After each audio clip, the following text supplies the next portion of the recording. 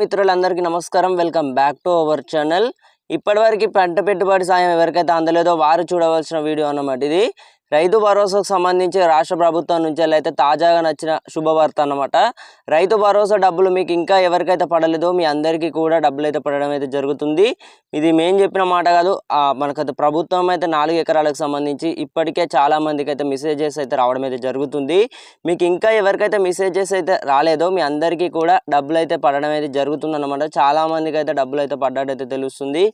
ఇప్పటివరకు రైతు భరోసాకు సంబంధించి మీకు పెట్టుబడి సాయం అందిందా లేదా తప్పకుండానైతే ప్రతి ఒక్క రైతు సోదరుడు అయితే తెలియజేయాల్సి ఉంటుందన్నమాట. ఇక్కడ కిందనైతే ఒక కామెంట్ సెక్షన్లో వచ్చేసి అయితే మీ యొక్క జిల్లాలో ఎవరికైనా అలాగే మీ యొక్క మండలాల్లో మీ యొక్క విలేజ్లో అనేవి ఎవరికైనా డబ్బులు అనేవి పడ్డాయా, ఇప్పటి వరకు చూసుకున్నట్టయితే 5 ఎకరాలకు సంబంధించి మీకు డబ్బులు అనేవి పడ్డాయా లేదా తప్పకుండానైతే రైతులు అయితే తెలియజేయగలరు.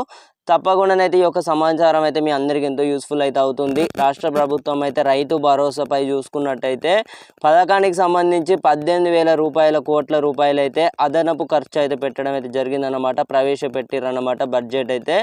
రైతు భరోసా కోసం ఎదురు చూస్తున్న రైతులందరికీ దాదాపు ఇప్పటి వరకు చూసుకున్నట్టయితే 5 ఎకరాల లోపు సాగు చేస్తున్న రైతులందరికీ కూడా ప్రభుత్వం అయితే పంట పెట్టుబడి సాయం అందించేందుకైతే ఆల్రెడీ అయితే అన్ని రంగాలను సిద్ధమైతే కావడం అయితే జరిగింది.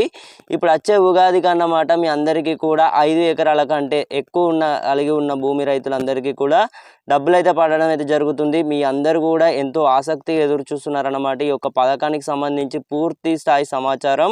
అలాగే ఇప్పటికే రైతు భరోసా కోసం అయితే ఈ నెల ఏదైతే 31వ తారీఖు లోపు అయితే ప్రభుత్వం అయితే ప్రకటించిన తేదీ అన్నమాట. ప్రతి ఒక్క రైతుకైతే 5 ఎకరాల లోపు సాగు చేస్తున్న రైతులందరికీ కూడా డబ్బులు అయితే పడడం అయితే జరుగుతుంది. ఇప్పటికే జిల్లాల లిస్టు కానివ్వచ్చు అన్ని కూడా డబ్బులు అయితే చాలా మందికి అయితే 3 ఎకరాలకు సంబంధించి అలాగే 4 ఎకరాలకు సంబంధించి బెనిఫిషియరీ లిస్ట్ ఏదైతే ఉందో అతి త్వరలోనైతే ప్రతి ఒక్క రైతు సోదరుడు అయితే మిస్ అవ్వద్దు అనుకుంటే తప్పకుండానైతే ఛానల్ని అయితే కొత్త చూస్తున్నవారు తప్పకుండానే సబ్స్క్రైబ్ అయితే చేసుకోరి. సబ్స్క్రైబ్ చేసుకున్నట్లయితేనే ఎలాంటి అప్డేట్స్ వచ్చినా కూడా ఈ యొక్క పథకానికి సంబంధించి పూర్తి స్థాయి సమాచారం ఇదన్నమాట.